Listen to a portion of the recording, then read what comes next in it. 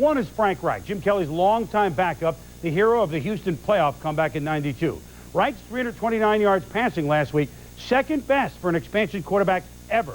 Only the little general, Eddie LeBaron's 345 yards with the 1960 Cowboys is better.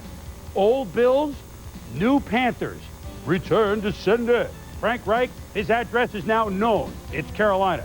Pete Metzelaar, longtime tight end. Bill Polian, who built the Buffalo Bills into the four-time Super Bowl team that they've been. He is the GM of the Panthers. Don Beebe, Carlton Bailey, they all come back to say hello in their old haunt. I've seen 4 straight years in the Super Bowl here in the 90s, but many of the names today came back disguised as members of the Carolina Panthers. Frank Reich and Pete Metzelaar and Don Beebe and Carlton Bailey and General Manager Bill Polian, now of Carolina, was the architect of this Buffalo team. As Yogi would say, deja vu all over again at Rich Stadium. Jim Kelly, 319 yards short of 30,000 yards. But he would stay very short as pass is tipped by Mike Fox, intercepted by Tim McKyer. Bill's next possession, Kelly's pass. Going to be picked off by Brett Maxey.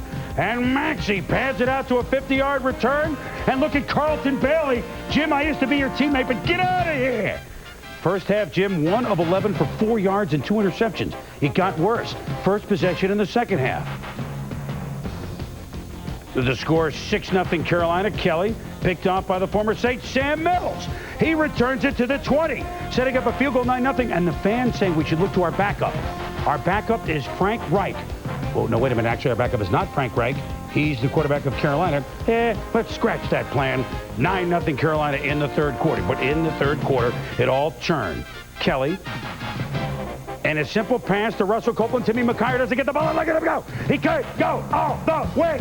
Justin Armour, hot dog, lays a block down, 77 yards, quickly 9-7. Tom, it changed. First thing here, a great job of Jim Kelly stepping up in the pocket and finding the seam. But look at the distance between McKyer and Copeland. He should have made the tackle right there, given them the first down. Instead, he shifted momentum for the Buffalo Bills. And then a sack, a punt, good field position, capped off by Thermal Thomas.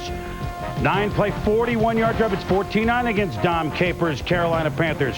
Next possession, first play, look at Thurman Thomas, Tom. And the whole tempo of the offensive line and everything that went with it picked up, including Thurman Thomas. Thomas's run helped set up the man that's replaced Kenneth Davis, and spelling Thomas is the rookie Derek Holmes.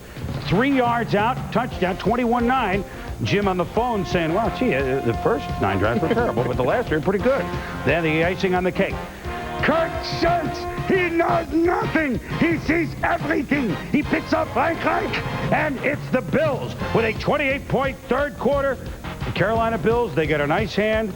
Reich and Kelly and the ex-teammates had a nice visit, but after a major scare by a very game Carolina team, the Bills beat Carolina by the count of 31-9, and as you pointed out, time of the game turned on a dime. Well, it's not often that a whole game will turn on one play, but I think that if you're a ball player, you have to understand the situation that you're in. You're leading 9-0. The opposing offense has had no success. Timmy McKyer had no chance to make a play on that ball to Russell Copeland. He had to think about making that tackle and putting him down on the ground. Who knows how that game would have gone had he done that? Well, the Bills, though, escape, and they're home next week against the Colts. Carolina, they'll get their home opener next week. They've showed us a lot in the first 2 weeks, although they don't have a win yet to show.